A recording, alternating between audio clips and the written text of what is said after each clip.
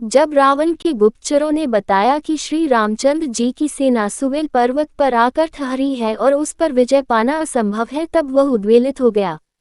उसने महाबली, महामायावी, मायाविशारद राक्षस विद्युजिह्व को बुलाकर आदेश दिया कि वह शीघ्र श्री रामचंद्र जी का माया निर्मित मस्तकर बनाकर लाए। रावण की आज्ञा पाकर वह शीघ्र ही श्री राम का सिर बना लाया, जो रक्त से लथपथ था। उसे देखकर कोई नहीं कह सकता था कि ये वास्तव में राम का मस्तक नहीं है। उस मस्तक को बाण की नोक पर रखकर वह शोकवाटिका में जाकर सीता से बोला, हे सीते, तूने राम की शक्ति पर अगाध विश्वास करके मेरा कहना नहीं माना। देख, राम युद्धभूमि में मारा गया। ले, अपने पति के मरने का समाचार सुन और इस सिर को देखकर अपने अभिमान पर आंसू बहा। वह अभिमानी वानरों के भरोसे मुझसे युद्ध करने आया था। रात्रि को जब वानर सेना सहित राम और लक्ष्मण दोनों सो रहे थे, तब मेरे सेनापति प्रहस्त ने एक विशाल सेना लेकर उस पर आक्रमण कर दिया और अपने भयंकर हथियारों से मारकाट मचा दी। बहुत सी सेना मारी गई और जो बचे वे प्राण लेकर भाग गए। तब प्रहस्त ने सोते हुए राम के सिर को काट डाला। इस आक्रमण में विभीषण भी मारा गया। तुझे प्राप्त करने के लिए मुझे ऐसा भयंकर संहार करना पड़ा। अब तेरा कोई आश्रय नहीं रह गया है, इसलिए अब तुझे चाहिए कि तू मुझे पति रूप में स्वीकार कर ले। इतना कहकर रावण ने उस मायारचित सिर को सीता के समक्ष रख दिया। जब सीता ने उन दोनों मस्तकों को देखा जो सब प्रकार से आकृति, मुद्रा आदि में राम से मिलता था, तो वह बिलक बिलक कर रो पड़ी और नाना प्रकार से विलाप करती हुई कैकेयी को कोसने लगी। हाँ, आज कैकेयी की मनोकामना पूरी हो गई।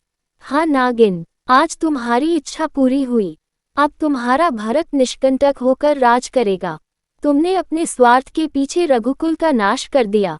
इस प्रकार विलाप करती हुई वे मूर्छित होकर पृथ्वी पर गिर पड़ी। जब चेतना लौटी तो वे फिर विलाप करने लगी, हाँ नाथ, ये सब क्या हो गया? आज मैं विधवा हो गई। आप मुझे यहाँ किसके भरोसे पर छोड़ गए?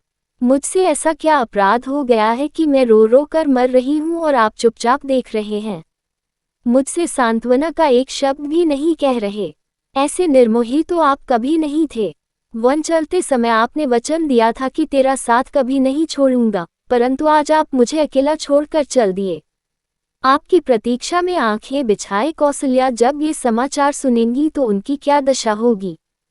कौन उनके आंसू पोंछेगा? हाँ, आज मैं ही आप दोनों की मृत्यु का कारण बन गई। हे नीच रावण, तूने दोनों भाइयों की हत्या तो करा ही दी, अब मेरा शीश भी काटकर अपनी कृपाण की प्यास बुझा ले। मेरे पति स्वर्ग में मेरी प्रतीक्षा कर रहे हैं। अब मैं इस संसार में एक क्षण भी रहना नहीं चाहती। उठा तलवार, कर अपना काम। जब सीता इस प्रकार विलाप कर रही थी तभी एक राक्षस ने आकर रावण को सूचना दी कि मंत्री प्रहस्त अत्यंत आवश्यक कार्य से इसी समय आपके दर्शन करना चाहते हैं। ये सुनते ही रावण तत्काल उस सिर को लेकर वहां से चला गया। उस समय तक सीता पुनः मूर्छित हो चुकी थी। विभीषण की स्त्री इस घटना की सूचना पाकर अशोकवाटिका में आई। वह सीता की मूर्छा दूर करके उन्हें समझाने लगी, रावण ने तुमसे जो कुछ कहा है वह झूठ है। राम न तो मारे गए हैं और न ये दुष्ट उन्हें मार ही सकते हैं। ये सिर माया से बनाया गया है। तुम इसके छल में पड़कर यह भी भूल गई कि लक्ष्मण दिन रात राघव की सेवा में रहते हैं और वे रात को कभी नहीं सोते। फिर सोते में उनके सिर कैसे काटे जा सकते हैं? तनिक कान लगाकर सुनो। रण की तैयारी करती हुई राक्षस सेना की गर्जना की ध्वनि स्पष्ट सुनाई दे रही है। यदि राम लक्ष्मण वानरों सहित मारे जाते तो फिर ये तैयारी किस लिए होती? ये तर्कयुक्त वचन सुनकर सीता इस बात पर विचार करने लगी।